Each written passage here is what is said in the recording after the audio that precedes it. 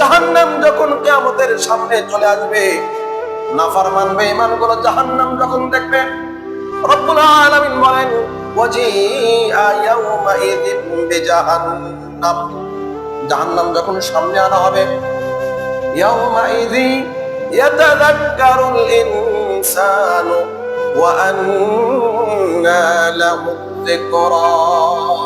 নাফরমানগুলো আলোচনা করতে থাকবে, নাফরমানগুলো বলতে থাকবে, হায়রে আমাদের আফসোস, আমাদের হতভাগা, আমাদের কপাল পোড়া, আজকে তো সত্যি সত্যি আল্লাহর সেই ভয়ঙ্কর জাহান্নাম আমাদের সামনে।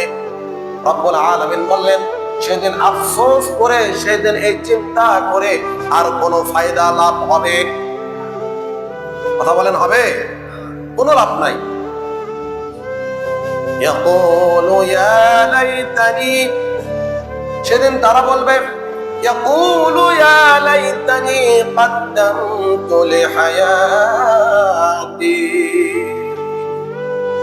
আফসোস, ইয়াকুলু তারা বলবে ইয়া লাইতানি, এই যে আফসোস, আমাদের হতভাগা, কদ্দামতু লিহায়াতি, কদ্দামতু যদি আমরা প্রেরণ করতাম, পাঠাই দিতাম, লিহায়াতি আমাদের জীবদ্দশায়, তথা আফসোস করবে আর বলবে আমাদের কপাল পোড়া, আমরা দুনিয়ার মধ্যে থেকে যদি আল্লাহর হুকুম মানতাম, আল্লাহর ইবাদত করতাম, নেক বন্দেগী করতাম, আর আমাদের সওয়াবগুলো যদি আখিরাতের জন্য প্রস্তুত করে পাঠিয়ে দিতাম, তাহলে কতই না ভালো হতো।